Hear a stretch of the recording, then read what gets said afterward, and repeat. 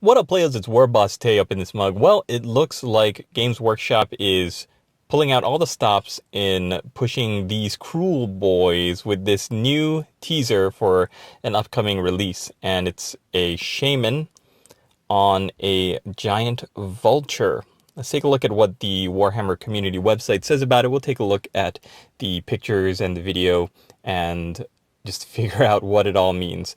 The Kruleboyz earn status and power by ruthlessly murdering whoever's above them in the pecking order. The constant threat of assassination means the Killabosses and Swamp Kala shamans who make it to the top must be exceptional individuals indeed.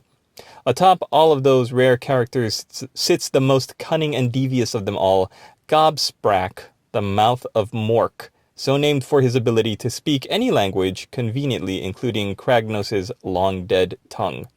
We've seen many monstrous things emerge from the swamps of Guhur, but they all fall under the shadow of Gobsprakk and his vast corpse ripper vulture, Killabeak. He's an important new shaman in the era of the beast, and this prophet is possibly the most powerful Kruleboyz Orc in the mortal realms. So, let's take a look at the miniature. I'm going to read over what Games Workshop says about it.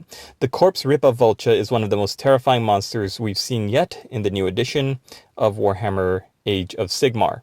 The creature's grouchy nature means only the most strong-willed of Kruleboyz could hope to get close enough to capture it, which is reflected in the vulture's deadly combat power. Alright, so there's some fluff about how its deadly beak and claw are super powerful, while the mouth of Mork wreaks arcane destruction. So yeah, of course it's a magic user on his back. So great is his magical might that the crotchety shaman has bested many sorcerers, including a great Lord of Change. It's funny how it says that. It says that he bested a Lord of Change in the fluff. So this article links you to the Games Workshop website where you could purchase a Lord of Change. That's great marketing, Games Workshop. Hey, if I was you, why not say he also bested a terrifying Greater Demon, Keeper of Secrets, Greater Demon of Slaanesh, and then you could link that. Say that he also fought once with Lord Croak, throw that in there. It's just ridiculous. You could say anything and just link it and cross your fingers, hope that people will be gullible enough to go to those links and buy buy those models. Okay, look closely. You can see the demon's hand atop Gobsprack's staff. It's bound to the material plane by the shaman's iron-willed desire to show it off. That's ridiculous. If it was bound to the mortal plane, it should be because of some weird magic, like this a golden finger trap it's got on. Like that should keep it bound to the mortal plane after he chopped it off. The fact that he just says, like, I'm super powerful in magic and I'm not going to let you disappear back into the warp that's stupid. All right, thanks to his experience hunting down powerful wizards for his trophy rack, he's certainly given Indrasta some competition for the grisliest collection. Look, there's another link. Ay, ay, ay. Gobsprakk has developed a particular knack for countering the enemy's magics. The shaman likes to summon swarms of minuscule tapeworm squigs in the guts of his opponents, disrupting their spellcasting and sometimes even causing them to explode in an eruption of energy. That's pretty cool. I like the idea that he specifically collects trophies from other shamans. I mean, it's kind of something that you figure most of confrontational, fighty armies like the Kruleboyz, their shamans would want to pit themselves against the toughest magic users from the armies that they fight against, and then they would collect trophy racks because that's kind of what Oruks do. But the fact that this one is built into the model itself, I think, is a great design choice, which we'll see in the miniatures itself. Okay, Gobsprakk went on to become Kragnos' faithful companion and translator. However, it's thought that this natural schemer may have applied some creative interpretation to the edicts of his new best mate. So he can speak and understand any language. It allows him to parley with Kragnos, and he used the ancient language of the Drogruk race to form an alliance with the god of earthquakes. Kragnos, I believe, is the big monster, right? So this guy speaks for him, or he's his buddy.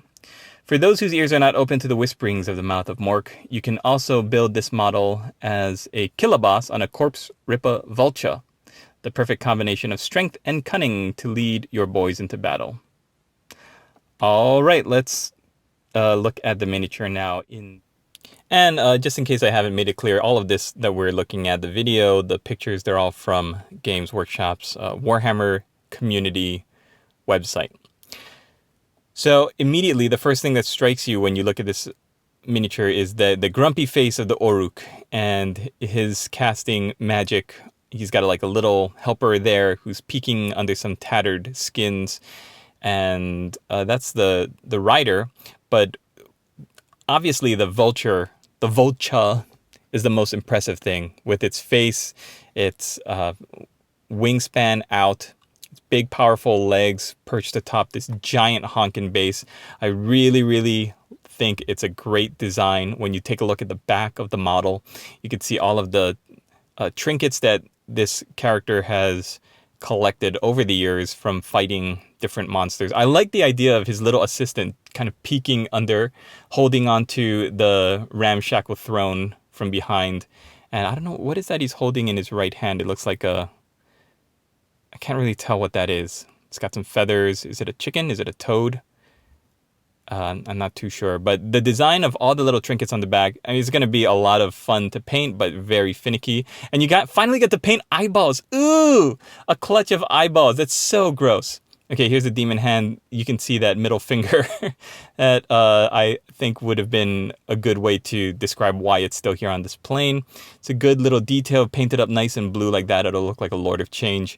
And here at the end is the Kiloboss. So instead of all of those wizardly totems, you've got a more martial, militaristic looking backdrop. And hey, if you don't even use the Kiloboss, you get a free... Do you get the Kiloboss, or you get, looks like definitely that spear, the head, that shield, which looks fantastic. I mean, that shield you could put onto any of your Kruleboyz, and the head of that vulture, that looks really nice. The armored head, look at the eyes, and oh boy, I love the paint scheme. Really does this thing justice for this model.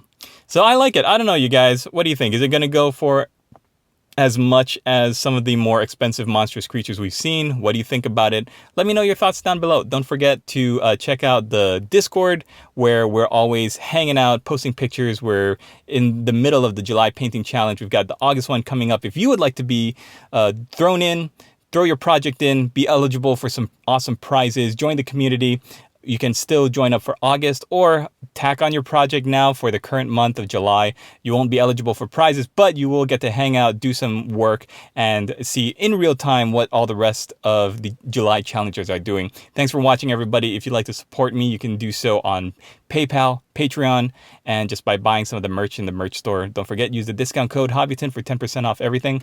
And hope you're all having a great day. We'll see you tomorrow for the next video. What up, players? Gandalf the Grey up in Dismark. Support Warboss Tay Studios. For now, more than ever, Hobbiton is in desperate need of heroes. Heroes like Daniel Sprinkle, Scrag Fist, Pix, Dicey Guy, Play It Painted, and Logan Swanson.